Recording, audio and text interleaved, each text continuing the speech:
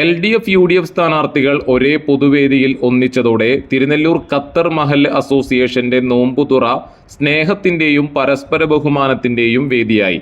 തിരുനെല്ലൂർ മദ്രസ അങ്കണത്തിൽ സംഘടിപ്പിച്ച ദുആ മജ്ലിസിലും സൗഹൃദ ഇഫ്താർ സംഗമത്തിലുമാണ് LDF സ്ഥാനാർത്ഥി C രവീന്ദ്രനാഥും UDF സ്ഥാനാർത്ഥി TN പ്രതാപനും പങ്കെടുത്തത്.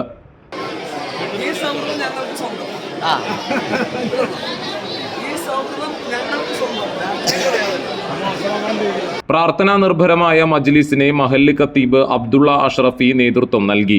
മഹല്ല് പ്രസിഡന്റ് ഉമ്മർ കാട്ടിൽ, ക്യൂമാറ്റ് പ്രസിഡന്റ് ഷറഫ് P ഹമീദ്, ക്യൂമാറ്റ് സീനിയർ പ്രതിനിധി ഹാജി ഹുസൈൻ KV, മഹല്ല് കമ്മിറ്റി ട്രഷറർ സൈനുദ്ദീൻ ഖുറൈഷി, മുഹമ്മദ് അലി തച്ചമ്പാറ എന്നിവർ പങ്കെടുത്തു.